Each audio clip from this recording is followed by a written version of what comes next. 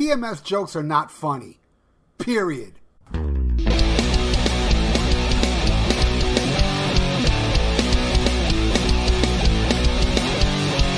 a chair, mess you with, and it's the down. It's my podcast. This guy's insane. Rock your brain. It's just the sound. It's the Viera Vault.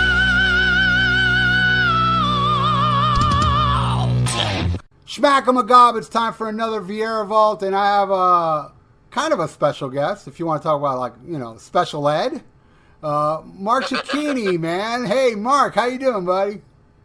I'm doing absolutely wonderful. You know, let's just face it, you could have had Izzy. So, God. Yeah, I kind of like numbers, you know. Yeah, and we're gonna have fun because you and I are very close at age. I think I was born months before you in February. What month in '65 were you born? Matter of fact, I'm celebrating the double nickel next month. Next month is going to be all right. Cool, man. Double nickel. Yeah, 55. We made it, dude. Yeah, exactly. You know, and that's one of the great things, you know, about meeting people like you. You know, like-minded. We love our rock and roll. We put everything into, you know, everything we do. We give it our all, and you know, we're pretty happy guys for the most part. Yeah, and the love for rock and roll. It's just 100% passion. Like yourself, I'm in a band. And I'm sure you are in the band for the same reason. It's not for fame. It's not for money. It's for the love of it. You know what I mean? Well, I'm sure you noticed somewhere along the line, because matter of fact, and I'm going to plug it in a little bit, my band's new album is going to be available pre-sale on, you know, wherever you pre-sale your music, you know, Apple and iTunes and anywhere that you can buy music. May 8th. Our new records you can buy it, pre-buy it or whatever, and you're going to get 2 songs. And then on my birthday, May 29th, is the release date, which was just pure dumb luck. So the record will be released then, and it'll also be, you know, on Spotify and any streaming things that you can possibly think of. So, you know, pretty excited about that. But getting back to that, you're absolutely right. At 55 years old, see, when I was a kid growing up, I've been playing drums for about 45 years. I thought at the time that I was playing in a band because I loved chicks and you know, and it's cool and all that other stuff.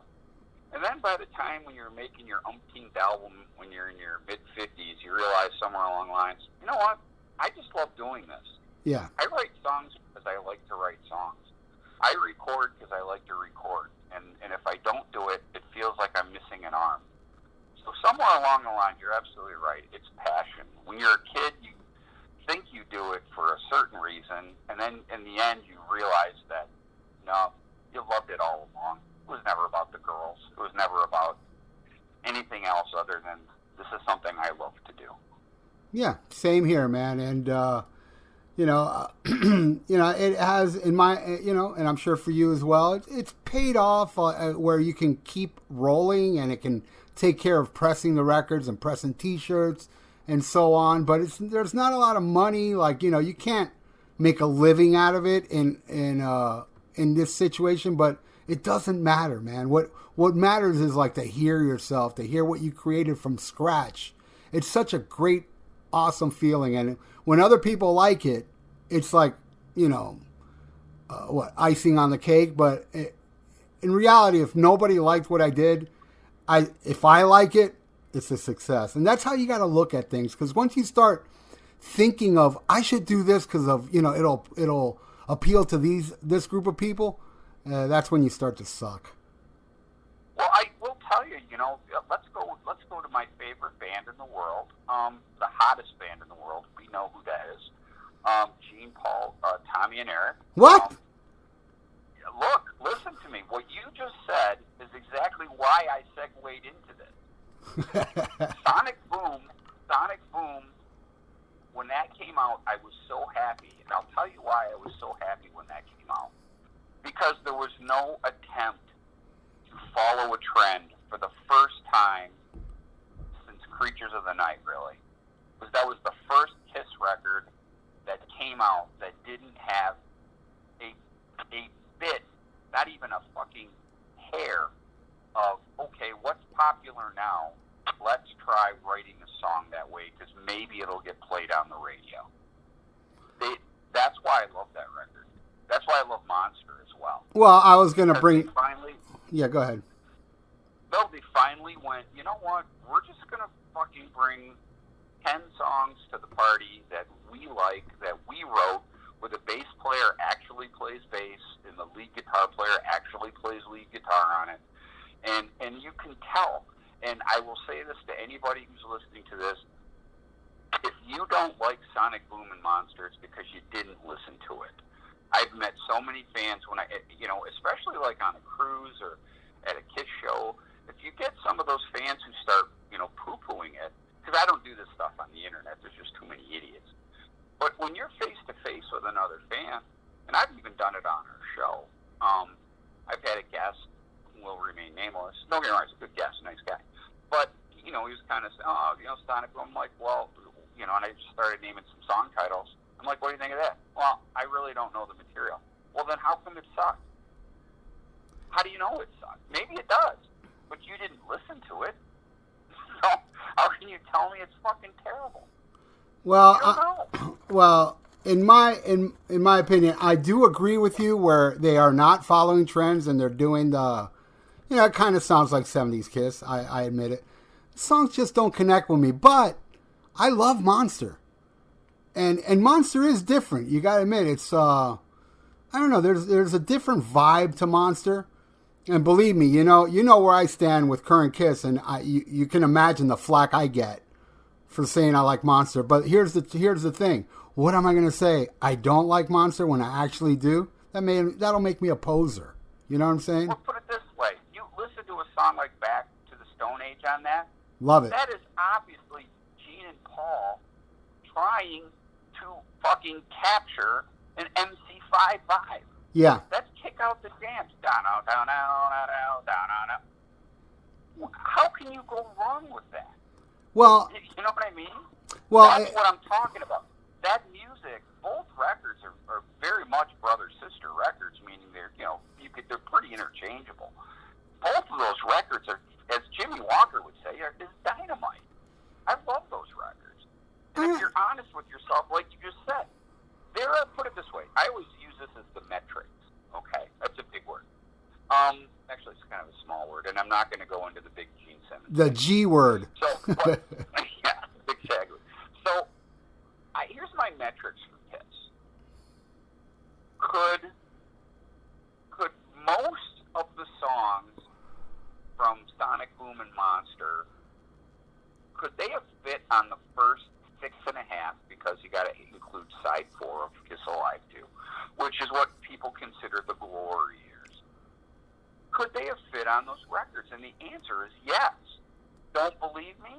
Hell or Hallelujah could have been on Love Gun, because it's basically a rewrite of I Stole Your Love anyway. I love that song. All those songs. What's that? I love that song. So do I, but you hear you understand what I'm saying. There is a thin line between that song and Love Gun. There's a thin line, on like Stand that could have been on Destroyer. It's got that sing-along chorus. It's you know what I mean? It's got the basic 1, 2, 3, 4 drum beat.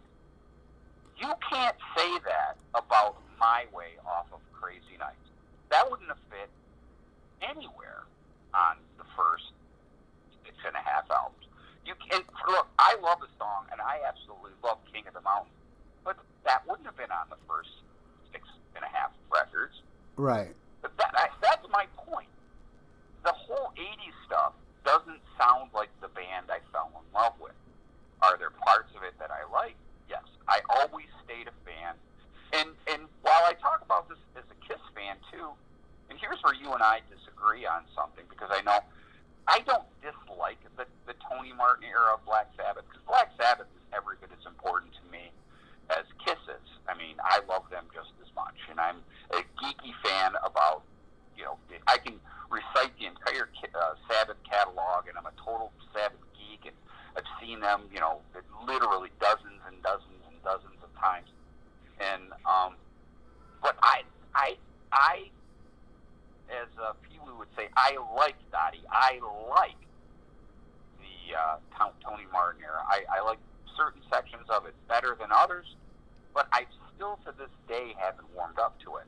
And I'm kind of the same thing about Kiss from Animalize through On the Shade. It's okay. It's not horrible, but I still to this day, has its moments, I guess. But yeah, I'm a huge fan of that stuff. But like Kiss, Black Sabbath totally changed after the 70s. I mean, Heaven and Hell is a masterpiece. It's perfection, but it doesn't sound like Black Sabbath. That's Bill Ward on drums on Heaven and Hell. That doesn't sound like Bill Ward to me. It's too in the pocket. You know what I mean? Bill Ward is a little more sporadic. Well, you do know that, a lot of the bass parts originally were done by, was it Greg Gruber? Yeah, it was. Yes, it was Greg Gruber. He came up with Heaven and Hell, the dun dun dun dun. Yeah, I was just talking to the bass player in my band the other day about it because he didn't know that. Yeah. And I'm like, dude, dun dun dun dun dun dun dun. Does that sound like anything fucking Geezer would play? And he's like, no. So I showed him the article that Gruber talks about, coming up with a lot of that stuff. And I believe Nichols had a hand in that. I was about to say, Jeff Nichols, I could be wrong, but, I've read a lot of Sabbath books, and I'm pretty sure in the book Doom Let Loose, even Jeff... Book. That was one of Martin's best. Yeah, love that book. It's out of print, unfortunately, but it's like it's the Sabbath Bible to me. I still have mine. Yeah, I believe it's in that book. It's either in that book or the other Martin book. Well, he's got a couple. Black Sabbath Facts. The FAQ book, the Sabbath, but he also just did one called Sabotage, which is all the 70s, and then there's can't remember the other one that's all post Ozzy material. I have that one too. Matter of fact, I've got anybody listening to this show right now, do yourself a favor, either pause us right now, which I wouldn't recommend because let's face it, Ralph and I are on a tear. But if you want to afterwards, go to martinpopoff.com and tell him that we sent you. That guy's writing, and it's not just Sabbath. I mean, just metal in general. You want to build up a great library and read some incredible stuff and find out stuff you don't even know some of the stuff that you think you know. He'll break it down for you. This guy is so well researched. But Martin Popoff's books, especially about Black Sabbath, are phenomenal. Yeah, and like I was saying, like Jeff Nichols had a lot to do, even with the music. So I guess it would include the bass playing. Maybe some of that stuff he told Craig, all right, play it like this. The only thing that Geezer was 100% on was Neon Nights. Nights. Yeah, he was back in the fold by then. Yeah, Neon. Because what happened was Geezer left the band, and then he heard some of the Heaven and Hell stuff and said, "Hey, I'll come back." Yep. But it's phenomenal. But I do hear a lot of the Dio era in the Martin era. I hear it. I hear a lot of the vibe musically. And come on, let's face it, it's Tony Iommi's riffs. I mean, the guy is like endless with the riffs and like look, how you were glowing about Sonic Boom. Now it made me say, all right, you just talked about the song Stand. Let me give it another chance.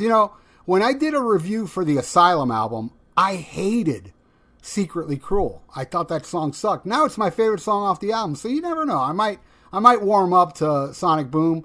Fortunately, a really cool guy out there sent me the vinyl. I mean, you can't get that. I'm sure you have it, right? Well, of course I do, because I'm totally geeky on that. But you got it when it first came out at a good price. Yeah. I look, I think you know this story. Matter of fact, this is kind of a nice little, just put it this way, Ralph, doing this stuff that we do, meaning the podcast, it's no different than why we're in a band. Look, we just like to, when we're not making music, we like to talk about music. Yeah. Just as a fan of music. Think about it, dude. Obviously, Ralph, I was fortunate enough to see, like Randy Rhoads with Ozzy and other shows that you and I have just talked about in private. Could you imagine if we had all those? Oh my God. I would have loved to have that Sunrise show with Randy, the one I saw. I would have loved, with High and Dry, Def Leppard. That would have been amazing. Oh, yeah, well, that's exactly what I'm talking about. I'm like, if you go back on all the shows that we've seen, to have an actual soundboard copy, that would literally be invaluable. Oh my God, I don't know what I'd give, but it'd be a lot to have copies of every single show that I've ever been to, and it's literally thousands. And I would, there's so many shows I'd like to revisit. You know, the very first time I saw Van Halen was on Women and Children First. Same here, yeah, me too. And I remember being, I think a lot of this was you and I, because of our age. You know, yeah. We were right at that age where we could start going to concerts and stuff, and just seeing all those special memories. You know, I saw Cooper on the Special Forces tour with the Joe Perry Project opening. Wow. I'm like, yeah, that's again. I think back. I remember seeing Maiden on the Number of the Beast tour opening for Judas Priest on the Screaming for Vengeance tour. Yeah. And just going back in time, and I'm like, those were such magical shows, and God, I'd love to revisit some of those, but I have them in my memory. We got boned in Florida on Screaming for Vengeance tour. We had Uriah Heep, and I don't know about you, but that's a band I could never like. That was a good era, wasn't it? The Abominon. It was era? the Abominon. Right. I don't know. I don't know why. I own that album because the album cover is so cool. I bought really it. Good. Oh man, I know a guy that claims it's the greatest album ever made. I don't get it. I don't know. It's a little too AOR. And I have Magician's Birthday. I've tried with Uriah Heep. Now, I saw Uriah Heep not too long ago open for Priest again, and they were awesome. And I'm like, man, I need to get into Uriah Heep because live they're really good. And I'll tell you a weird parallel about that show with Judas Priest, Mark. I saw Randy Rhoads, with Ozzy at the Sunrise Musical Theater. Then I saw Priest with Uriah Heep, which had Bob Daisley and Lee Kerslake at the time. That's correct. So I saw Rudy Sarzo and Tommy Aldridge, but I actually saw the Blizzard of Oz lineup at different shows on the same stage, which was an odd parallel, But yeah. I like to go back in time though, Mark. What was it that triggered your fandom for hard rock music? Well, this is actually pretty easy to explain. I don't know where. Well, you were. Where did you spend your? You said you're from New York originally. Were you in New York when you were like between say 5 and 10? Yeah, I left at 9. Okay, so I don't know what things were like on the East Coast here, and I've talked to a lot of my friends in the Midwest here, especially because I'm in Detroit. I know cities like Cleveland and Toledo and Chicago. Roller skating was really huge, and I was fortunate. Matter of fact, next to music, my other passion is hockey. Do I still play in a band? Yes. Guess what? I also still play on a hockey team. I play competitive hockey with refs and standings and leagues and penalties and all that, just like you see on TV. I still play hockey too because I love that just as much as I love music. So you can only imagine how geeky I am about hockey. But anyways, as a chubby little kid, especially right when you're like 10 years old, I would have been 1975. I would have been 10. Well, leading up to that is right when you start going, hey, girls are pretty cool, and being that I started ice skating when I was 4, by the time I was 6, 7, I could really get around fine on rollerblade, or we didn't have rollerblades, just roller skating. So I was always one of the better kids roller skating. And the one thing that went along great with roller skating was chasing girls. And I noticed the girls seemed to like, the catchier, rock songs at the time. And when I was a kid, I didn't know the term heavy metal or anything like that. But if you're familiar with the 1974 BTO album, Not Fragile, which is one of my favorite records of all time. I own it, yeah, I do have it. And I'm a late comer on that one. I just got that like 2 years ago. Yeah, I bought that. That was the first record I ever owned. This is pre-Kiss. My older brother had it, and I listened to that thing front to back. Now that has like Ain't Seen Nothing Yet on it. Taking Care of Business, right? Yeah, and the title track itself is the one that really drew me to that. The da da da da da da da da. That, but also like the sweet. Oh yeah. Little Philly. And my point is that when I was a kid, I could roller skate really well. I loved roller skating to these fast, for lack of a better word, hard rock pop tunes. Alice Cooper, School's Out. And, that was, I didn't know that, it was called hard rock or anything. Because in 1974 I was 9, but I know what I liked. And it's funny, did you ever see the movie The Light of Day with Joan Jett? Yeah, I barely remember it. With Michael J. Fox and Joan Jett, yeah. Yes, correct. Yeah, well, there's a part in that movie that I remember literally screaming out, yes, that's it. Because I remember Joan Jett in the movie said something along the lines where, I need the jump, jump, jump, jump, jump. And that's how I felt as a kid.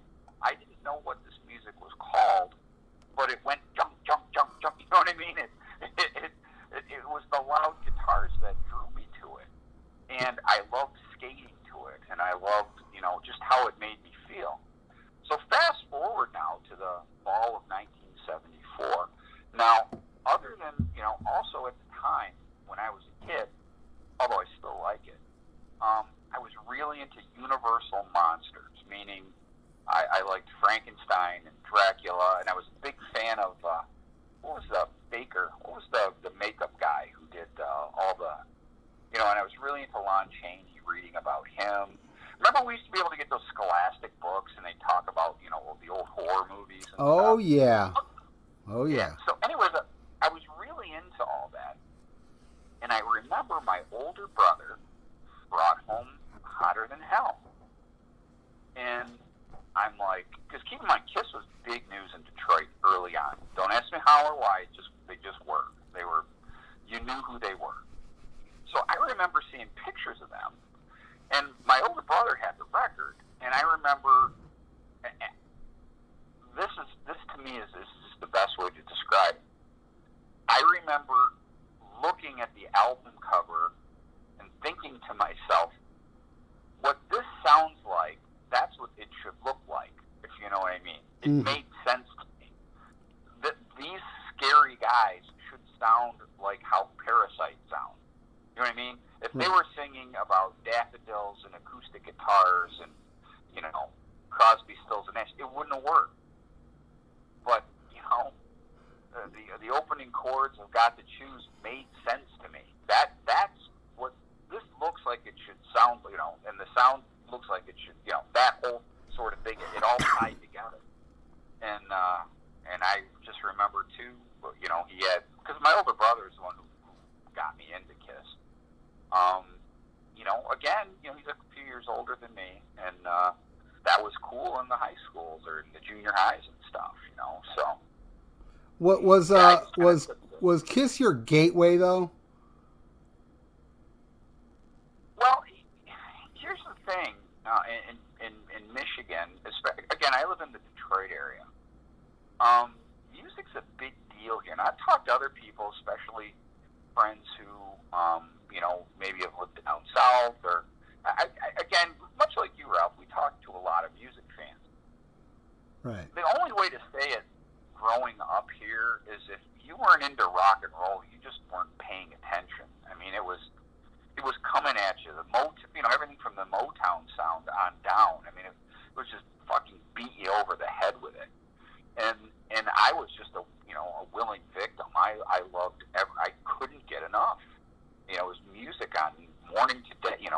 I loved it.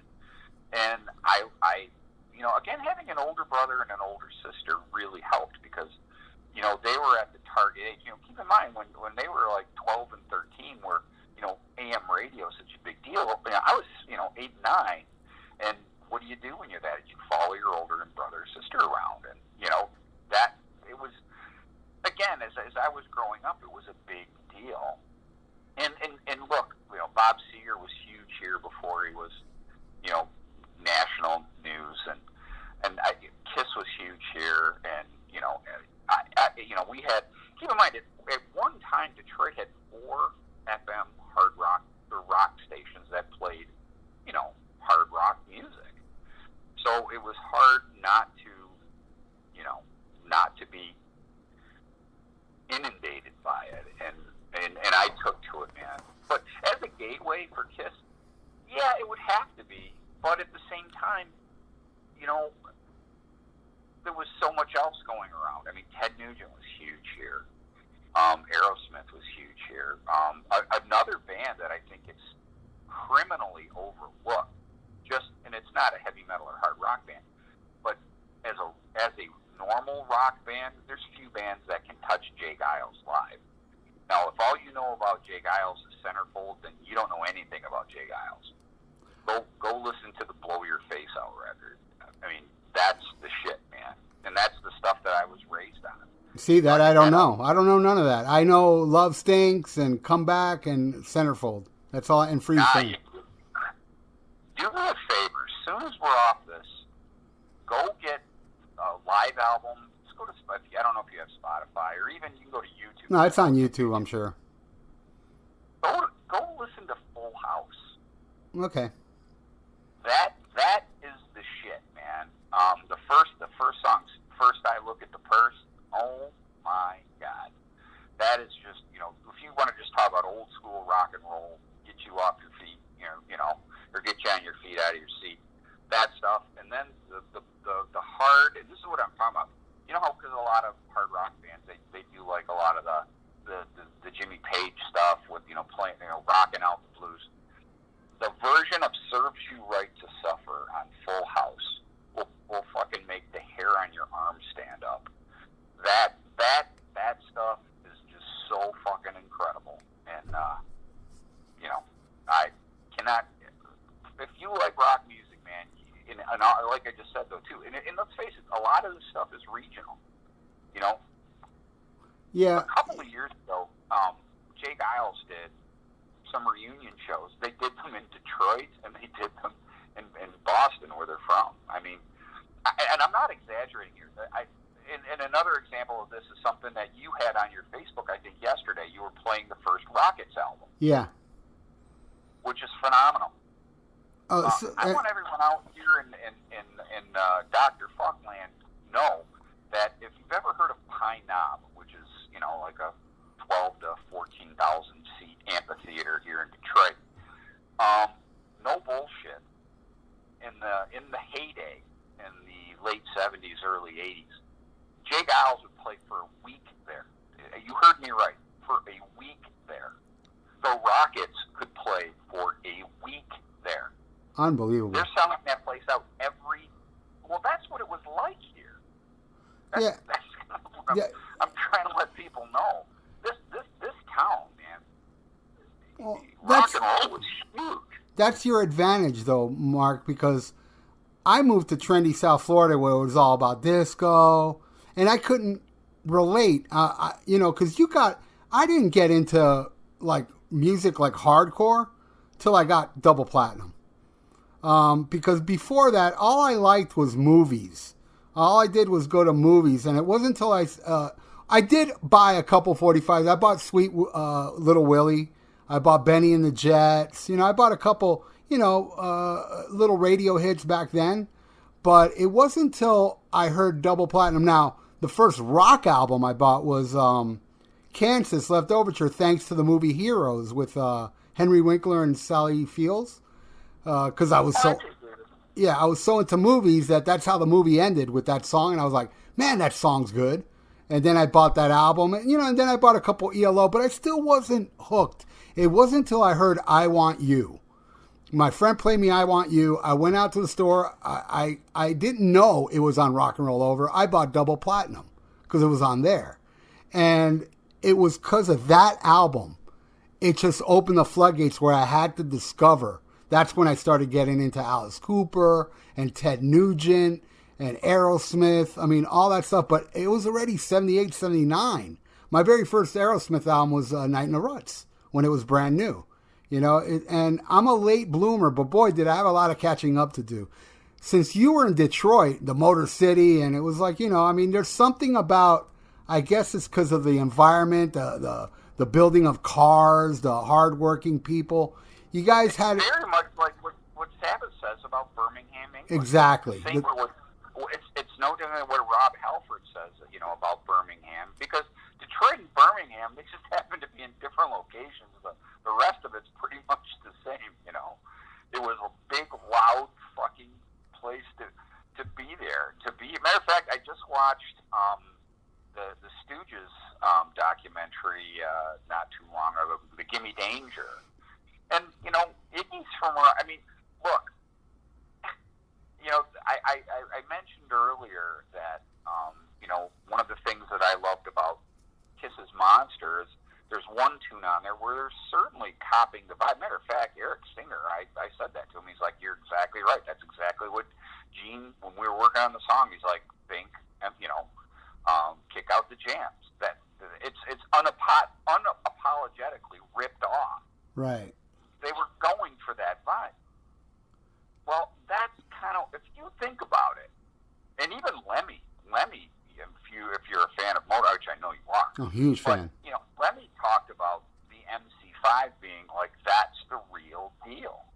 You know, keep in mind, in the late 60s, MC5 were basically inventing heavy metal and punk all at the same time. You know, that song, Kick Out the Jams, live, which was the first release of it live, that really says it all. I mean, that is metal and it's punk, and if you like Motorhead, you can't help but go, hey, that's where Lemmy learned that sort of thing. And even, you know, when you read Joe Perry from Aerosmith's book, he's like, you know what? Yeah, the Beatles were what Steven was into. He goes, but I like the MC5. That's the vibe that I went for.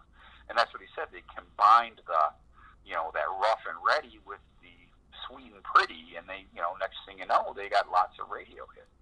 But yeah, you're absolutely right. Detroit, and again, you know, Chicago and Toledo and Cleveland, and there was something about the Midwest. You know, it just. Well, I will tell you one thing about Detroit. You know, we were obviously the first city on wheels, and you know, we were the first big suburb place where like you drove your car to go places, and you know that was the big. So going to concerts was a big deal. A huge deal, actually. That's what you did.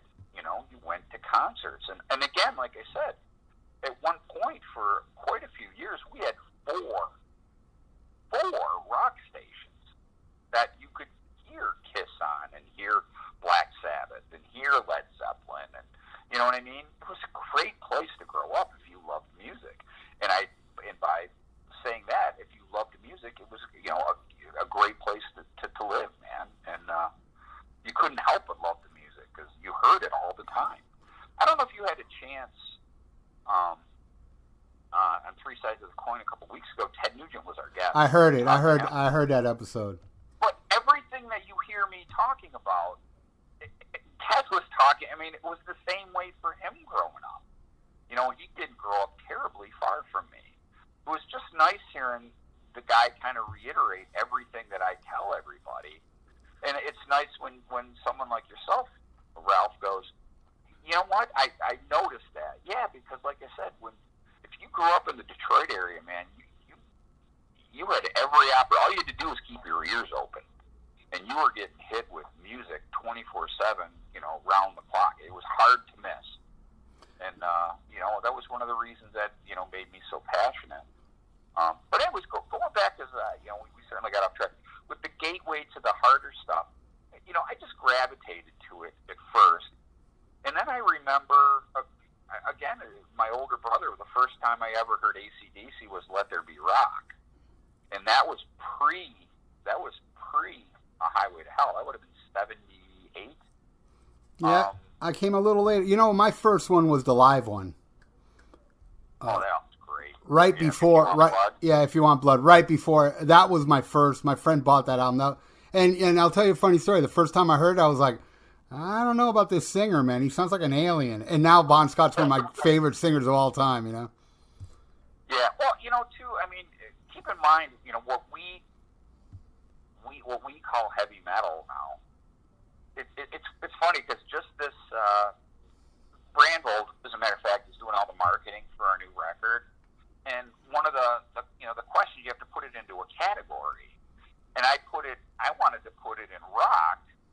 And then he was like, well, you should put it in heavy metal. And I'm like, look, man, what passes for metal these days, I don't like a lot of the new, I don't even know, you know.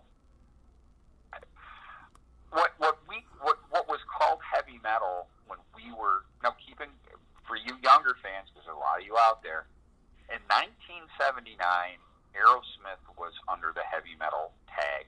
Mark. Ed Nugent was under the heavy metal tag. Mark, do you remember the Cream magazine that said, "Is heavy metal dead?"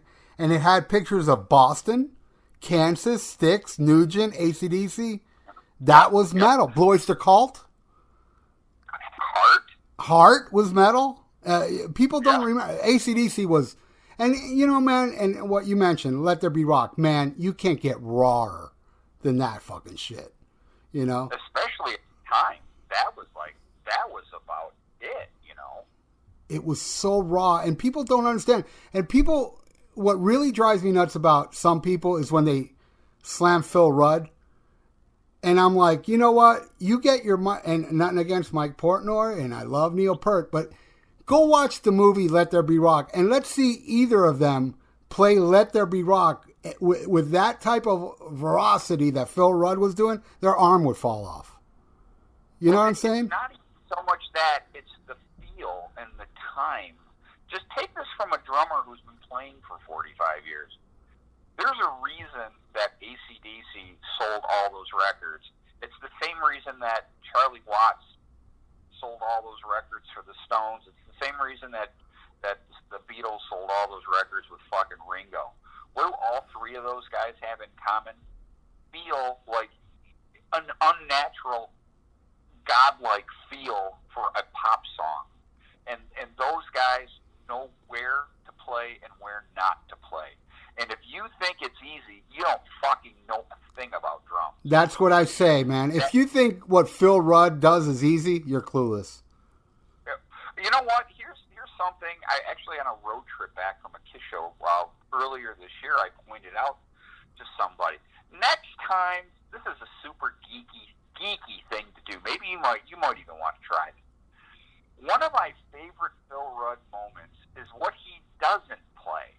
If you're playing air drums, you know, where your hand is hitting the steering wheel on the snare hits, the guitar solo part in the middle of For Those About to Rock, Bill purposely doesn't. He missed it, and it's not an accident. He did it on purpose.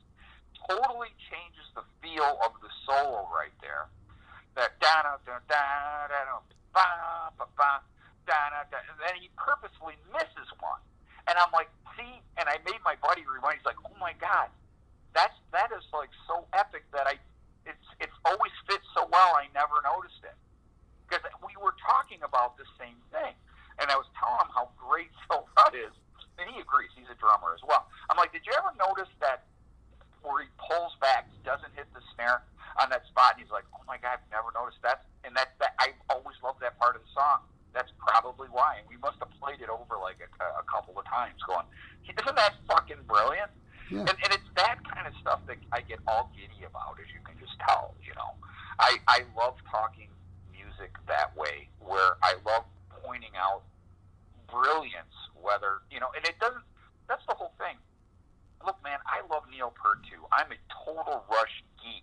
By the way, another band that was huge in Detroit, you know, early on.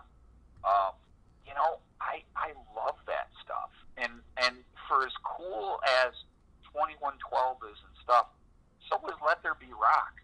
So was The Girls Got Rhythm. You know, so the dum, dum, dum, you know, that just that bass drum. Dum, dum, dum, dum. Dude, that's the shit. And did you ever notice?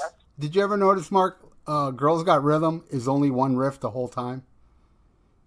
You can say the same thing about Problem Child. Yeah, and it works. Oh, it doesn't go down the neck a little bit. It's the same riff. But it doesn't have that repetitious, annoying feel to it. You know what I'm saying? It works, and that's talent, man. Yeah, they're insane good. And you know what's funny? One of the bands you mentioned earlier was a band that I liked a lot growing up, but now I'm super geeky about them. Is Blue Oyster Cult. I always liked the drummer. I was into him as a kid, but the what's the fuck is the live record, the one from '70s? On Your Feet. No, that one's great too. But the one after it, Some Enchanted Evening. Some Enchanted Evening, yes. That record, I don't know what it is. Probably in the last 5 years, I've probably played that more than pretty much any record I own. I fucking love that album. I mean, I liked it as a kid, but I love they put that deluxe version out of it a few years ago, and they added like 4 or 5 songs, and I'm like, that's where I sit back and I listen, and I'm like, you know, how did this not get bigger? Although that record is a platinum record. It was, matter of fact, I think that's the biggest record they ever had. Really? More than Fire of Unknown Origins, huh? I believe so. I could be wrong. But I think that's their biggest seller. And it's funny, too, because I think, I can't remember the name of the song offhand, but it's on the next record. Because I was always wondered, like, because I like Burnin' For You, but that's like not even the best song on that record, in my opinion. Oh yeah, no, I agree too. I like Soul Survivor. I like quite a few, but I do like Burnin' For You. It's got a good hook. Yeah, it's good. I'm trying to think of the song off the next record. Take Me Away? Yes! That's even better! Oh, that song rules. That's one of my favorite Blue Oyster Cult songs. I know, but that's my whole point. That song's 10 times better than Burnin' For You, and it didn't do dick compared to what Burnin' For You did. Yep. That's where I'm like, how did that happen? You know what I mean? And it does kind of have the same, like, hooky feel, you know, the little guitar thing that Burnin' For You has, but it's like improved. It's like a new and improved Burnin' For You, I think. You know? Yes, but my point is, yes, they tried to, you know, rewrite another hit, and I don't think that happens a lot, but that happened there. That version's better than Burnin' For You, if you know what I mean. I thought they made a better drink, if you want to say it that way. It was I love that fucking song. It's so well constructed. That little bridge, I turn myself into the sky. That little bridge is so hooky. It's so good, you know? Yeah, exactly. It's just so cool. And then again, you know, we do this a lot. Yes, you're exactly right. So you get it because you're just as passionate about this stupid, crazy shit as I am. And you notice those things. You're absolutely right. I love when I think I'm the only one who thinks that way, and then you just like go, boom, oh, yeah, that one, yeah, I remember it's written just I'm like, you get it. You pay attention. I like that. Yeah, it took me, you know, many years after you, but still, I caught up. I caught up with the passion and the music and kind of like, I think we share so much philosophy too because of timeline too. I mean, I think you know, you may have grown up in a better area as far as getting into music, but once I caught up, I think we kind of have the same mentality in a lot of things. I think I've seen it. You know, I've heard you on Three Sides talk about. You know, I remember you talking about the Sweet. I was like, oh yeah. You know, not a lot of people talk about the Sweet. Sweet. You know, everybody knows Ballroom Blitz, Fox on the Run, and Love Is Like Oxygen. But man, that band is so much deeper than that. Oh my God. I tell you what. Well, because a lot of people don't realize, like, everything that's pretty much, you know, in the United States, the Desolation Boulevard, you know, the original Desolation Boulevard release was nothing like the one that we have. Oh, yeah. Matter of fact, Fox on the Run is a totally different song. that is a great example of a DJ and the record company listening to one another, going, "Hey, tell you what, let me add this, crazy keyboard part, and let's straighten this part out a little bit, and I think we're going to have a hit." Because that's what they did with Fox on the Run. That was released in Europe as a single, totally different. The vibe is totally different. Again, Ralph, like I said, this is for the younger viewers. They may know the song, but they may not know the history of it. That, they Americanized, for lack of a better word, they Americanized that song, and next thing you know, I mean, holy shit. You want to talk about roller skating and stuff, that summer of 75, I was probably at the DJ desk more for that one than anything else. I still have my 45 of that one. That's and boy, the guitar sound on that stuff, and Let Me Free, Set Me Free, and it just, oh my God. Set Me Free, No You Don't, Sweet F.A. They have Sweet F.A. especially. Cockroach. You could tell he was a big Blackmore fan. Fuck, he was ripping off Richie's licks verbatim on some of that stuff. Did you ever hear their B-side called Burning? Yeah, I got that. It's such a ripoff of Immigrant Song. I mean, it's the same thing. Dun dun dun dun dun dun dun. Ah, they just go ah instead of ah. And who used to do a lot of that is Crocus. They must have ripped off half a dozen fucking Bad Company. Long Stick Goes Boom is AC/DC 100%. Yeah. They do that a lot, but boy, that was another band that I was really into. And again, the first time I heard them was on Detroit radio in 1980, because I think it was the Metal Rendezvous record, and I remember the DJ verbatim. This is one of the things that's made me go, put it this way, this made me go buy the record. The guy, they were playing Heat Stroke, and he called them the Swiss Kiss. and I'm like, okay, I got to get this. And I went out and I bought it. And I was, next thing you know, isn't Bedside Radio on that too? Yes, it is.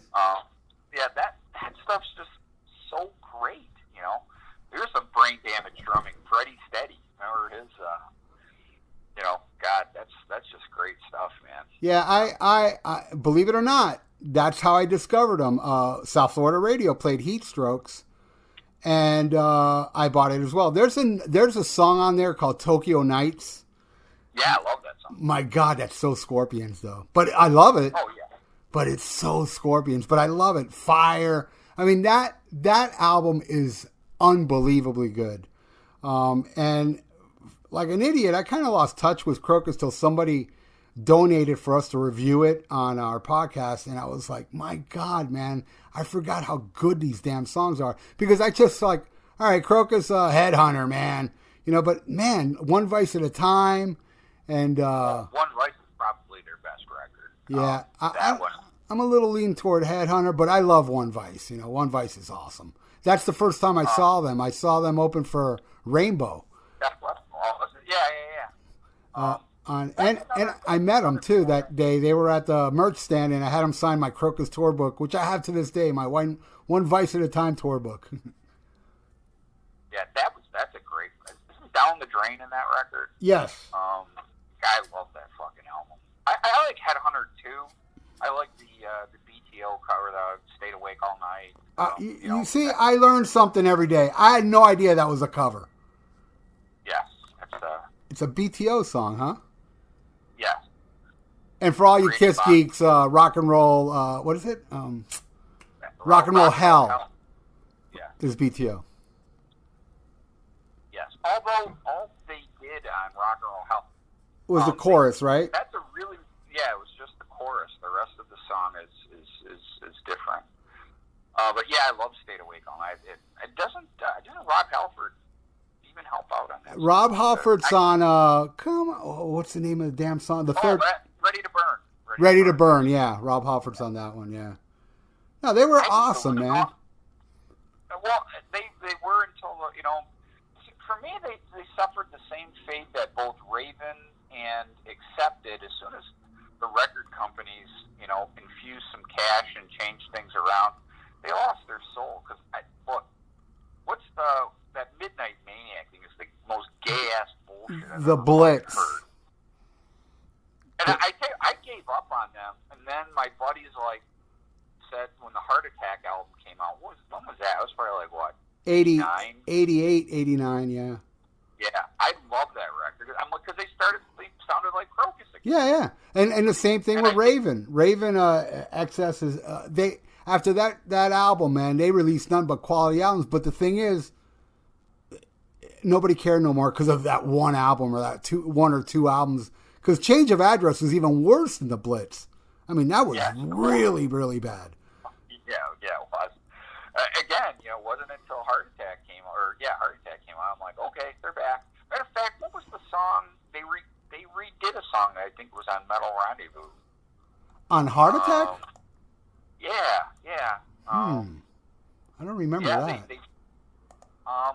Don't make me get up because I'm gonna go fucking over to my case section. Well, I'll go right now on Wikipedia and look it up. Heart Attack. My favorite track on there is Axe Attack. That song was. Yeah, great. All right, let's see. They redid a song from Metal Rendezvous. Oh no, they did something from Hardware called Winning Man. That's it.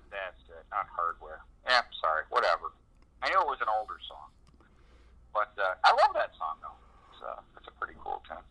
Yeah, no, but that album was definitely a return to form. But I remember that album did nothing. They did a video for Let It Go, which showed a couple times the Headbangers Ball, and that was it.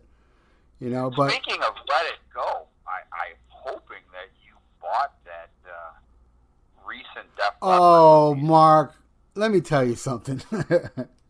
I found I'm a huge fan of On Through the Night and High and Dry. I ordered that when it came out it was $59. It's like $70 everywhere. But I found it for $59 in the UK. It's still not here. I should have paid the $70. Oh my God, you gotta be kidding me. I must have burned the fucking grooves off those discs already. They sound so great. And I will tell you the one thing I was shocked. I just assumed I'm not a big details guy. I just saw that was coming out, and I just assumed that the Strikes EP was going to be part of it because it's their early years, right? Yeah. You just figured that. Well, like Heat in the Street isn't on there, and I fucking love that. Yeah, no, and I believe War Child's not on there. There's a bunch of stuff not on there, Yeah, which again, I just assumed I was going to open it up and all that stuff would be there because I'm a geeky fan and I've collected all that stuff and I have it. And I'm like, great, it's going to be in fantastic shape. And I'm like, motherfucker, it's not even on here. Yeah, that's a shame. I'm like, why wasn't I consulted? They should have asked me. I'll tell them what they should have put on there.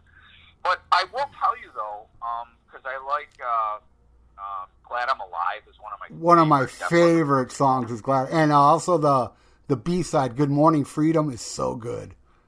Well, hold on, "Glad I'm Alive," Ralph. I don't know if you've heard the version on the box set. There's a version that I didn't have before that has an extra guitar riff, which is even better than the version on the fucking First Strikes EP. Wow. No, I don't. I have a lot of bootlegs too from Def Leppard. I have a live recording of it, BBC, and I own the First Strikes vinyl actually. But no, and I love that song, so I'm definitely looking forward to hear that version.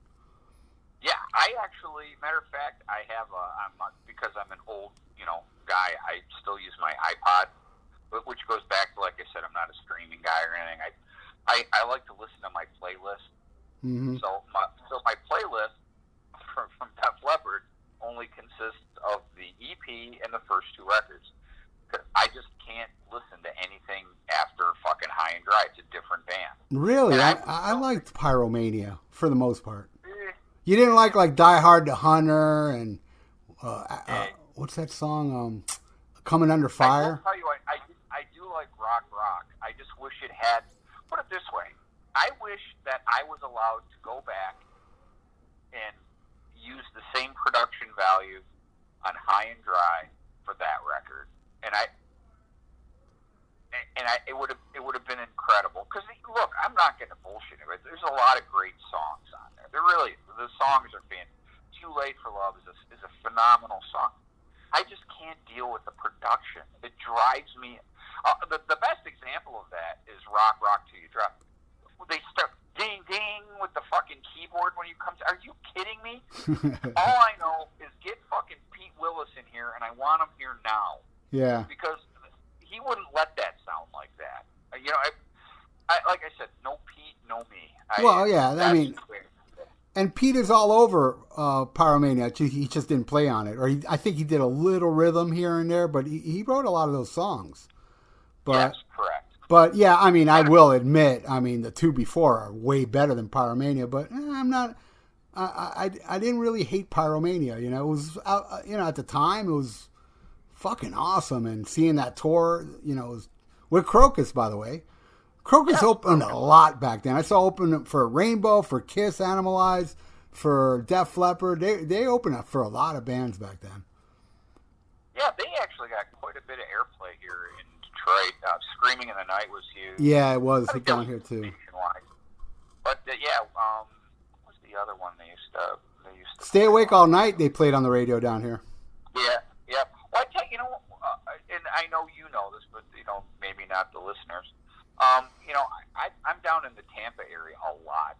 My family has a place down there, and they've had it down there since the 80s, so that's like a second home for me. So much so that I even follow all the local, Tampa sports, and, I know the area like the back of my hand. It's a second home, But speaking of which, 98 Rock was always a little ahead of the curve, too, here. I remember the first time that I remember them playing Rainbow a lot down there. I remember when I'd go visit like my grandparents and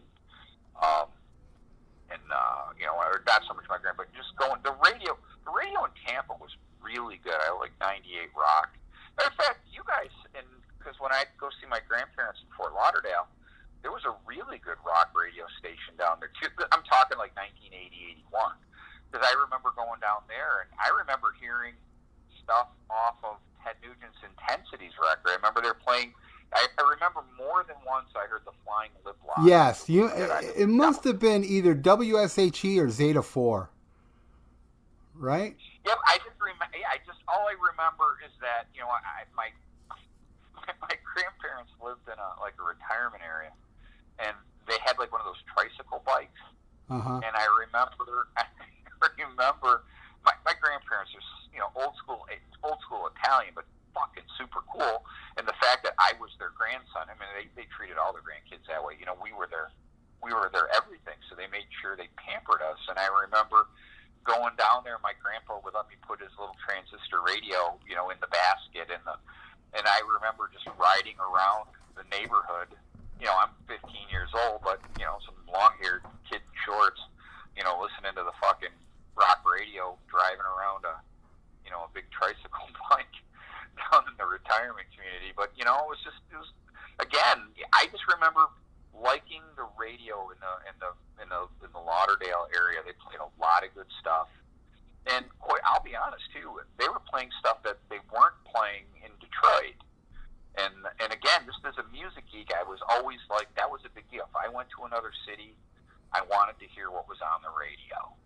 And I have another, a little example of that is, I mentioned hockey earlier. And when I was a kid growing up, one of the things that we used to do was called billeting. And this is such a sign of the fucking times. You'd never do this now. I mean, put it this way, there'd be fucking protests if you did this now. But dude, this is how I grew up. We did this everywhere. It was called billeting. Like my parents, we drive to Toronto, which is like 4 hours, 4 hours from Detroit. We drive to Toronto. We get to the rink on a Friday afternoon. If my number was 5, I went home with the number 5 on that team after our game. We'd play Friday evening, Saturday afternoon, and we'd play Sunday afternoon and go home. I'd go back with my folks. No background checks, no nothing. You're number 5, you stay at number 5's house. Just met them that day, that afternoon. no, no signing any papers, no nothing. And I did this for years, like from when I was a little kid up until I was a teenager. But in the winter of 1978, I was billeted at this kid's house, and I was wearing a Kiss T-shirt, and his older brother, who was quite a bit older, he was old enough to go to the bar. He was probably 19, and he was telling me how much Kiss sucks and how great this band called Triumph is. And I'm like, I've never heard of Triumph. He's like, well, I'm going to see him tonight. He goes, you want me to get their record for you? They sell their records at the show. And I'm like, sure. And my dad happened to give me $5, which was a lot of money, back then. At least for me, when I was, I was 13 in 78. I would have been 12 at the time, so this was a winter. So it probably would have been like February of 78. Was this in Florida? No, this is in Toronto. Oh, okay. So I give this kid's older brother, and sure enough, he comes back with Rock and Roll Machine. Great album. Well, I still have it because it was the original Canadian version. And I remember just playing that thing like over and over and over. And then, like later in the year, I remember we had the radio on in art class because the teacher would let us listen to the radio.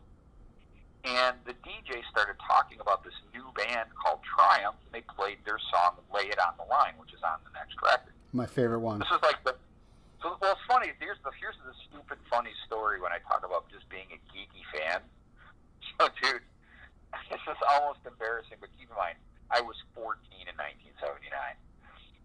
So I hear "Lay It on the Line" for the first time on the radio the following year, and I'm like, I got a hockey trip coming up to Toronto, because I don't think in my head, I'm like, well, hell, they don't sell Triumph records in America. This is what I'm thinking in my head, because I'm an idiot. So when we go to Toronto to play hockey, I made the family that I was staying with take us to the store so I could buy a Triumph record. Sure enough, they had just the game, and I bought it there. Again, when I heard the song in school, I'm like, I'm going to Toronto in a few weeks for hockey. I'll make sure I get that. And sure enough, I did. So anyways, I've been a Triumph fan for a long time. But see, they let me down too. Everything after Never Surrender, I just couldn't get into. I agree. And I think the band would even tell you that too. That they dropped the ball. There, I will agree with you because I couldn't get into Thunder 7 and whatever came on after that. But to me, man, I mean that. If there's ever an arena band from the 80s that doesn't get the recognition, it's Triumph. Because they were big. But people kind of like forgot about them. And, also the media. I mean, Magic Power was all over the radio and also Fight the Good Fight. And, I like to touch upon that for a second. The song Fight the Good Fight, that's something that's missing in music today. I did a song on my other band called Combat that I wanted to do something positive like Fight the Good Fight, because you remember when we were growing up, we had Fight the Good Fight, we had I'm Me from Twisted Sister. We had these like empowering songs that like, fuck you, you're coming against me, but we're gonna do it. So, I used to smoke cigarettes. So when I quit cigarettes, I wrote a positive song about, you can conquer anything, It's a song called Demons, like locked in my brain. We all have demons, but I have mine locked down, and you don't get music like that anymore. There's no positivity in lyrics anymore. Fight the Good Fight is such a great example of, just, hey man, I'm going to make it and fuck you. I'm the master of my own destiny. So give and take the best that you can. I miss that in music. You know what I mean? Yeah, I saw that tour. Matter of fact, I think, if memory serves, this was quite a bill. It was Triumph. I want to say it was Mahogany Rush and Pat Travers. Wow. I think was on that. Yeah, it was. That was at Cobo Hall. That was a great show. I saw that tour, and it was Saxon, Denim and Leather tour. I didn't see Saxon, who I love. Yeah. Matter of fact, Martin Pop, going back to my buddy Martin, he just wrote a Saxon book. I I'm waiting for it in the mail. I already sent them my money for it. But see, there's another. I was just going to say, that's another band. The first time I saw them was on the Crusader tour. Yeah. And I don't like the record at all. I mean, I like the title tracks pretty good. There's two songs I like off of it. Yeah, but coming off the, off of The Power and the Glory, and obviously Denim and Leather is great, but I still think Strong Arm of the Law, there's not a weak song on that entire record. And how did that not get big over here? That album fucking rules, man. I love fucking Strong Arm. I didn't get to see them, but they did come here on that tour, open for Rush on Permanent Waves. I wish I could have seen that one. God, matter of fact, I gotta send my money. I just not doing, because they're putting out that deluxe version of Permanent Waves. Oh yeah, I'm getting it for sure. Yeah, I have all the other ones. Yeah, me too. I just recently, literally like 2 weeks ago, got Hemispheres after all this time it's been out. But I have 2112, I have Farewell to Kings, Hemispheres. Now I got to get that. And I also have, do you have the 200-gram version of the first Rush album?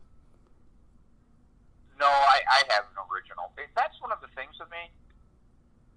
Obviously I'm a huge Kiss geek, I don't buy any of those remasters. I didn't buy it's a box. It's a box set just like the other ones. Really? Hold on. There's a box set? Meaning one of those bigger for the first Rush record? Well, it doesn't bring anything extra musically, but yeah, it brings a lot of, posters and a nice book and pictures. Yeah, and the sound is phenomenal on the it's not really I don't see a difference, but I just feel the sound is much better. Yeah, there is a box version of the first Rush album. Wow, I'm surprised that I don't own that. That's totally out of character for me. I didn't even know about that. Yeah, look into it, man. It's out there, and it's not expensive at all. Because it's not like the other boxes that bring shows and extra vinyls and all this other stuff. But it does bring a lot of extra goodies inside. It's just musically, it's just the first Rush album. Which is what a record that is. Oof. Although it's fun. I love that record. But take obviously the big song off that is Working Man. But even when I listen to the original one, I miss Neil, because I love the way Neil reinterpreted the drum part, like on All the World's a Stage. Because All the World's a Stage is just like Kiss Alive with me. Don't get me wrong, I love the version of Deuce on the first Kiss record, but the version on Kiss Alive is 8 billion times better. And it's the same thing, all the way through on All the World's a Stage. Yes, I love Fly By Night. Yes, I love Anthem. Yeah, it's all great. But all that stuff is 1 billion times better on All the World's a Stage. That album is just pure magic for me. There's not a second of fat on that record. And just the middle of Vitor and the Snow Dog on the live record. I get tears listening to it. I cannot believe how 3 people can play that well in unison. That, I can't say enough about that. That album's just fucking insane good. Were you a fan of Exit Stage Left? Not so much. I go back to my Pee-wee's Big Adventure with that. I like Dottie. I like it. It's just okay. See, also too, that's where I got off. On Moving Pictures was the last record I really liked a lot. Signals was okay. Analog Kid's good. A couple other things in there. But I remember when I first heard New World Man, I'm like, the Police do this stuff way better. Please stop. Right. I didn't like that. And it's funny that you mentioned Hemispheres. Hemispheres to me is the best Rush album ever. And on my iPod, I have the Cygnus X1, from Farewell to Kings, queued up right into Part 2. That's got to be a good 20 minutes worth of music or so. That I listen to that all the time. That to me is everything that I love about Rush. And I will say, Chris, don't get me wrong, 2112, a 10 out of 10, I love it. But if you had to put me on a desert island and I only had it would be the Cygnus X1 and Book 2 thing, and I love everything about that. It's just so fucking cool. From the storyline on down, and oh, it's genius. There's just something about that record, man. Also too, was it side 2 at what? Farewell. Yeah. Circumstances, and then it had the Trees, and then La Via Strong. Yeah. Is that like that side of? Can you really top that side of music for pure musicality anywhere? It's just unbelievably good. And what's so great about that, Mark? There's actual videos they made for them, and it's not them playing the song like onto the record. It's a music video, but they're playing it live. Yeah. And that's what that Hemispheres box that brings those videos. And I remember seeing those videos for the first time back in when it was first released, because HBO, between movies, they would show those videos, which was wild. Well, did you? Matter of fact, one of them, because I don't know if you know this about me, I'm a huge bootleg collector for Kiss. That's really where I got, because obviously, I'm friends with the band and all that stuff. That's where a lot of that came from, because I was a really geeky collector, and I love trying to find master tapes and finding unreleased stuff and stuff like that. So, but what really started that is we didn't have, you guys in Miami had HBO before we did. Yeah. And cable. Yeah, I had cable very early on. Yeah, we didn't get cable here till 1981. And the Kiss show on HBO debuted in 79, I think. And I would watch it over and over and over again. They would play it a lot. Here's the funny thing. I didn't know what a bootleg was in 1979. I was 14. I didn't know what that really even was. My good friend Mike, his aunt lived, I think, in Miami. And she put her cassette player up to the TV and recorded it that way. So no video, just a cassette. Right. And I remember in the back of the bus, he had a little player, and we listened to that on the way to school, and I was just like, I couldn't comprehend how cool that was. And I remember when we got off the bus, we literally didn't leave the bus stop. We got off the bus, we sat there and listened to the rest of it together. And I didn't go home. I was mesmerized with it. And I didn't know how to make a copy at the time because I was a kid. And I remember him letting me borrow the tape, and I must have played that thing 1,000 fucking times.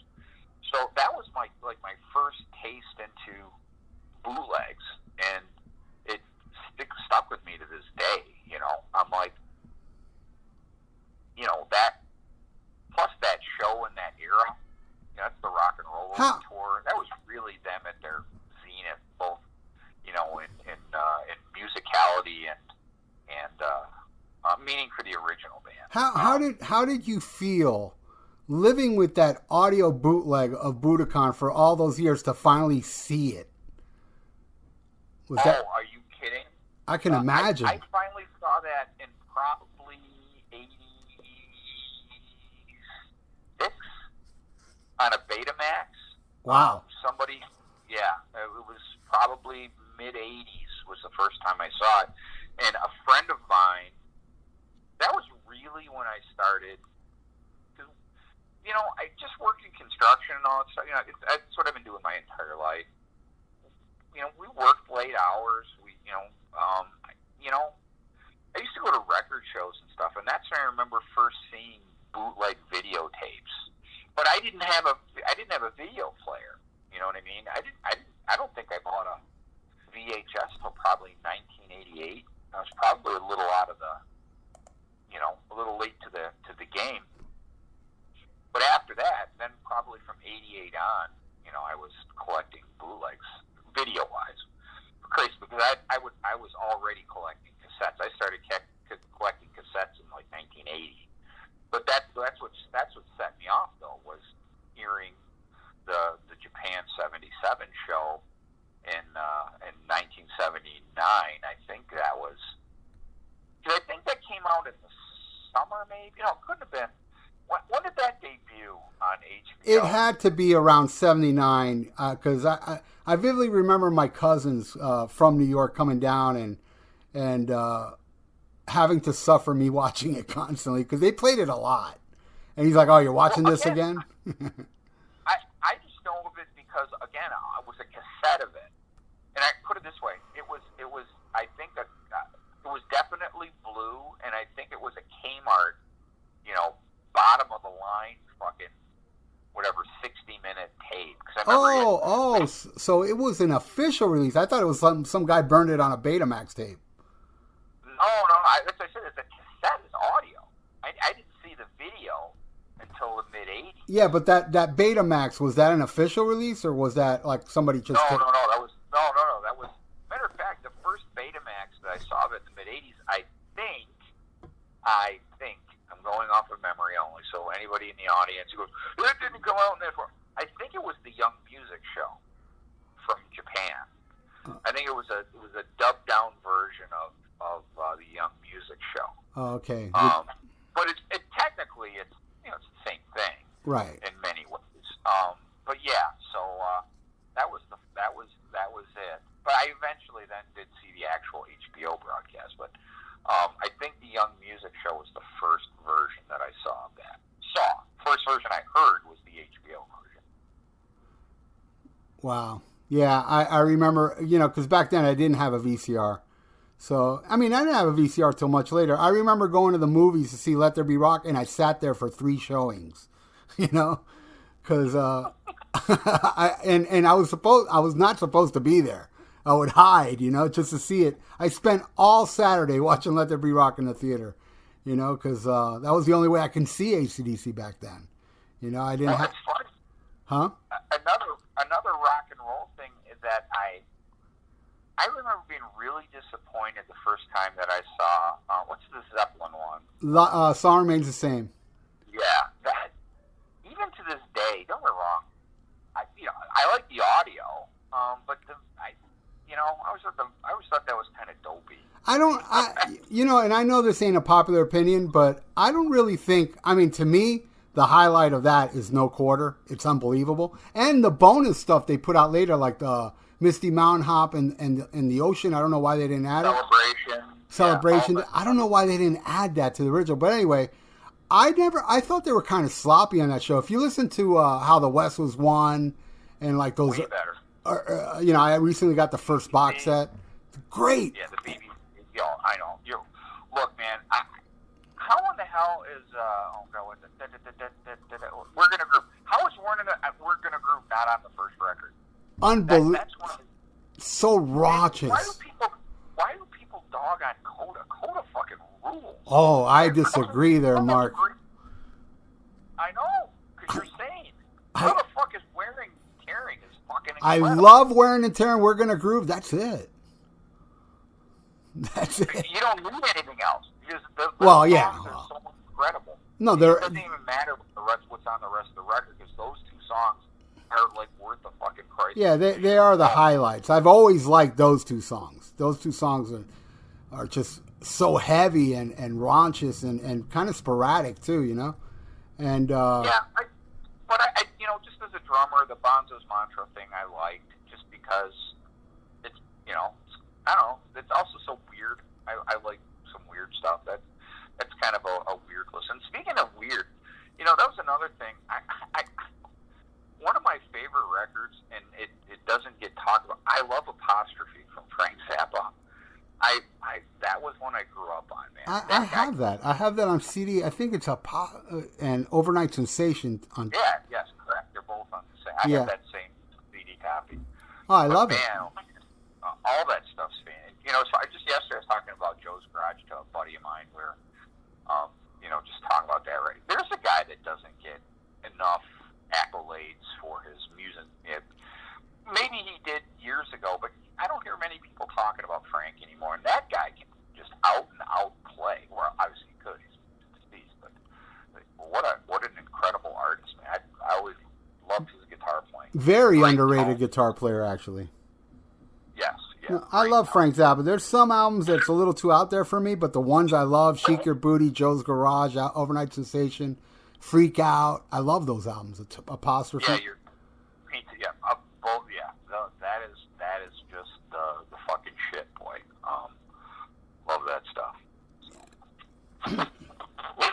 Look at this. We're almost 2 hours. Doesn't seem that way, does it? It never does. But You have something planned for tonight? yeah, I'm gonna go fucking go have some ice cream. Well, Next, I gotta. this was awesome, Mark. I had a feeling it was going to go this way. You Well, know? put it this way, I knew it was going to be fun, and we need to do this more often. So, yeah, I would.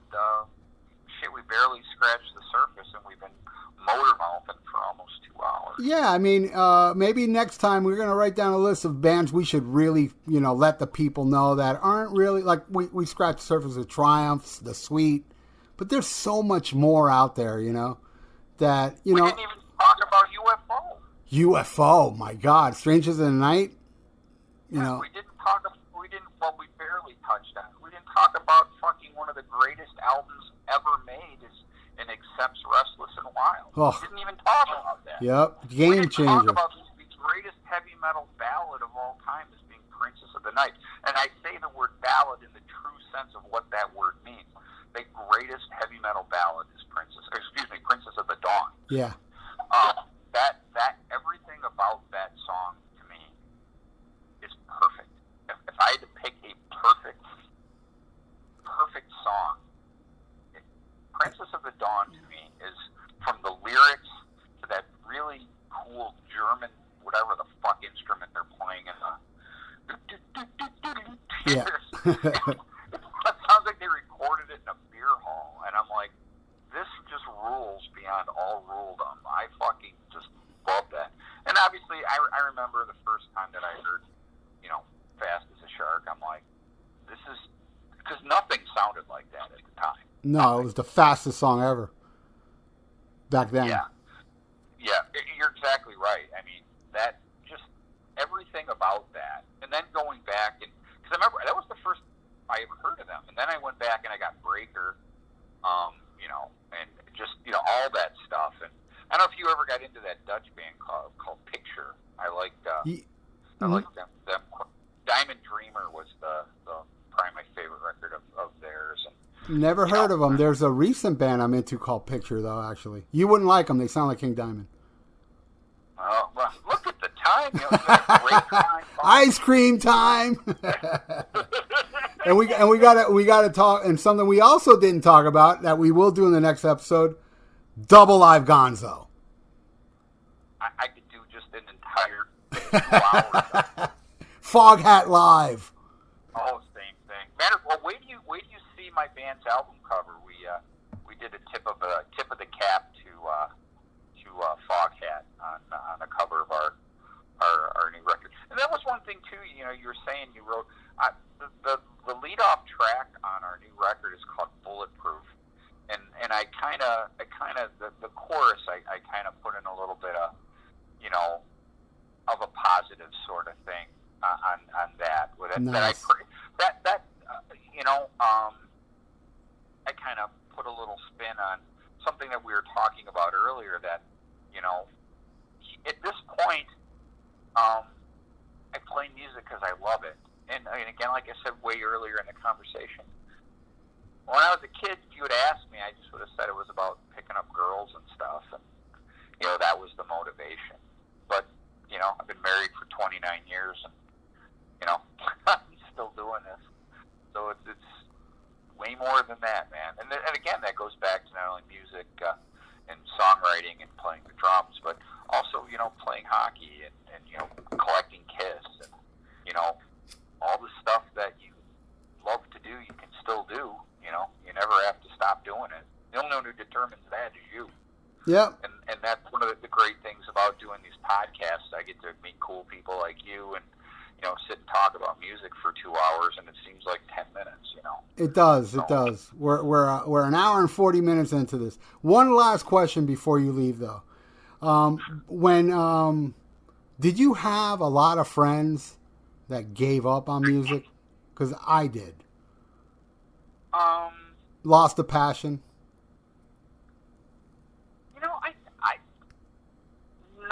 Put it this way: the people that I hung out with and talked to that were music geeks back then, for the most part, still are.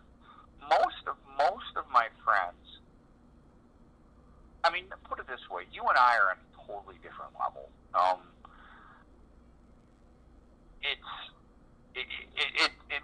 Look, it's like disease with us. Meaning, if I can't talk rock or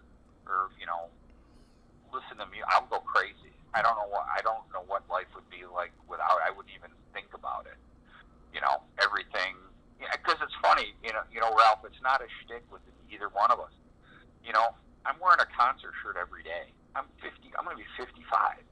Yeah, but same here. I don't do it to make it a statement other than what this is part of who I am. It's a lifestyle. Yeah, exactly. And it's there's nothing poser about it. It's like this is who I am. This means a lot to me. I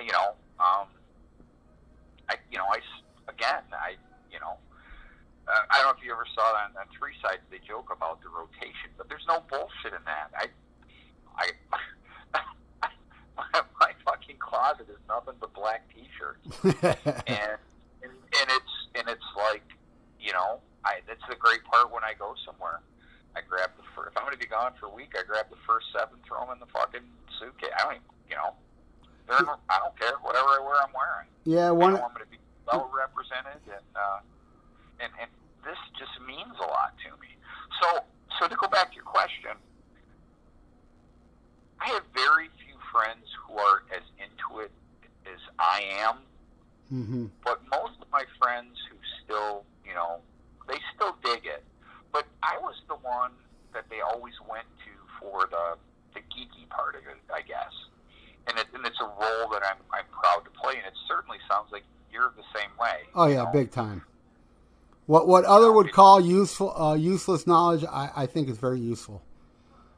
Well, I'm gonna and look, I get this every now and then, but I gotta tell you, who is a brethren of ours this way is Mr. Eric Singer. We talk music all the time, and it's funny. I was messing with him because let me tell you, that guy knows his stuff. Eric knows music. Put it this way: the way some people think about people like you and I are the way that I think about him. And I said something to him about that once. I said, you know what? People think I know a lot about this stuff. Dude, you're fucking insane. And he said to me, he goes, I do know a lot about it. You know who's even more so than me is Paul Stanley. Wow. He said Paul can tell you every section player of every fucking Motown sax record, Stax record. He said he can tell you everything about it. Who produced it, who engineered it, that's fun for me. I love learning stuff, and again, people like us gravitate to that sort of thing. It's intriguing. It really is, and I love having these sorts of conversations, especially with people who get it. And I'd like to think that the people who listen to your show, and I certainly know the people who listen to Three Sides, they get it, they understand, right? That's what makes this stuff so fun to do. Yep, and it's one thing I learned wild about you, listening to that Ted Nugent episode was that you have Clive Davis's drum set. That's amazing. Well, I'm Cliff Davis. Clive Davis. I'm sorry, Cliff. Yeah, Cliff.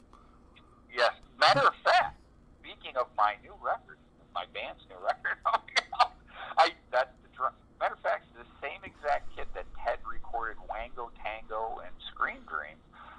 And matter of fact, if you go look at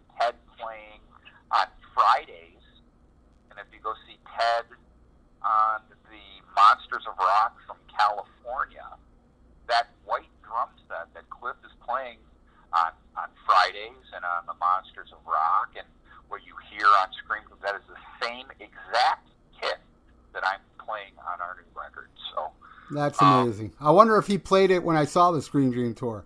Pat Travers and Scorpions opened that. Yeah, all the pictures, that we've seen. This is kind of a cool story. Like I said, I've been playing drums for a long time, and Eric Singer's the one who helped me get the set. Let me go back a little bit. A couple of years ago, the guy who's playing drums for Ted Nugent now, Jason Hartless, great drummer. And amazing Yeah. amazing lineup. The bass player is awesome too.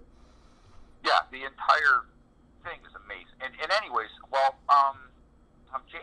I knew Jason's dad back in the club days. Jason's dad's the same age as I am, and he played in bands the same time I was playing around Detroit. Well, his son, Jason Jr., plays for Ted now, and he's just, this guy is just phenomenal.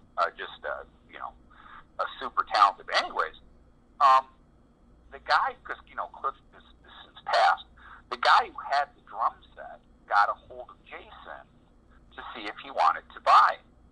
And Jason said, it's interesting and cool and everything, but, he's got a bunch of kids, and, wherever he was living at the time, he could, I think something like that, just didn't have room for it. I don't know what exactly. All I know is he passed on it, but then he got a hold of Eric Singer, because he's friends with Eric as well. And Eric said, I have a friend, meaning me, he's like, I have a friend of mine who'd really go crazy over that if given the chance. So Eric got a hold of me, and then, he gave me this guy's information, and he was, I guess, a friend of Cliff Davies, growing up, and he got the kit right from Cliff. And Cliff hand-signed the inside of all the shells. Wow. He wrote Scream Dream Tour. Now, so here's where it gets even cooler. I grew up a couple doors down. The woman, well, she's my friend, but she married into the Nugent family. Her husband is Ted's wife's brother. Oh, wow. So, yeah. So, anyways, I had these pictures of the drums, and I wanted to make sure that the signature, that Ted would be able to verify it. Mm-hmm. So I sent the pictures over, and he said, "Hell, I don't even have to see the signatures. I played around the world with those drums. Those are the drums. Those are the exact ones. I can tell you that just looking at them." And he verified everything through the pictures that I sent, my friend. So that was a great thing. And then, like as you heard on the show, Jason did sound check or brought my snare sound check, and then Ted signed the inside of it. So, just pretty cool, and pretty cool story, and I just love being able to share that sort of stuff with people, because I'd love that story if I heard it and I was on the other side of the fence. You know what I mean? No, I love that story. When I heard it on the show, I was like, oh, wow, that's awesome. Yeah. Rest in peace. He was a great drummer. Oh, he really was. And I tell you what, and I said this on the Nugent episode, if anybody here's listening is a Ted fan and kind of goes right back into Martin Popoff's book, I helped Martin with a book called Epic. And if you're a fan of Ted Nugent's music, it's all about his music. That book's phenomenal because there's interviews with, matter of fact, Martin did the very last interview with Cliff Davies that he did before he passed. Wow. And there's interviews with Derek St. Holmes and Charlie Hume and everybody that was in the Nugent band, and even like the guys who were in like Amboy Dukes. So it's and I helped Martin out with the book that once again one of the reasons I got involved in the KISS organization is I have quite the archive of KISS press clippings and newspaper articles. Well, I have the same thing with Ted. I always collected stuff whenever Ted was in the newspaper, which was a lot. And I shared all that with Martin, and that book is phenomenal. And and as you heard Ted, even Ted said it. He goes, wow. He goes, I usually don't pay attention to that stuff, but yeah, that book is really good. So, even when Ted gave it the thumbs up, I was pretty happy that he thought it was really cool too. So, and again, that book is all about Ted's music. You can never say there's no politics because Ted's going to put a little bit in there, but it's 98.9% all nothing but talking about the tunes and the people who were there that played on them. So another plug for Martin's book, but it really is that good. I wouldn't be feeling it if I didn't think so. So that's very awesome, man. Well, Mark, I hear your ice cream melting. I know. I got to look. I'm getting thinner by the second up here. We didn't even talk about Motley Crue. We didn't even fucking mention it. Yeah, the L.A. explosion, Wasp. We didn't talk about Cheap Trick. We didn't talk about the Stones. Mm-hmm. There's so much we didn't even fucking talk about yet. Wasp. Oh my God! I'll save that for next time. I didn't share that before on the resides, but I've got an incredible Wasp story. I do too. I have a Wasp story where Blackie wanted to kick my ass, but I'll say that for. Blackie wanted to kiss mine. That was and I mean that in the nicest of ways. Wow. That was. Let's just say, put it this way, and I'll leave you with this. I had something that Blackie wanted. Blackie wanted to know how much I wanted for it. I told him he could have it, and he didn't believe me. I'm like, no, you can have it. And he's like, you're kidding. And I'm like, no, it's yours. Wow. And he did something very nice for me. And I'll share that next time we get together. Yeah, tune in and see what Mark gave Blackie. And and also tune in to hear why he wanted to kick my ass. There you go. Well, Ralph, been a pleasure, man. You're a great guy. Thank you, man. So are you. And I will, good luck, stay safe, and all the best to you, my friend. God bless you. Right. Thank you so much, Mark. There you go, Mark Cicchini. We didn't really talk too much about his band, Left 4 Dead, who just released something. You can pre-order it now. And speaking of his band and his new music, let's go in the vault.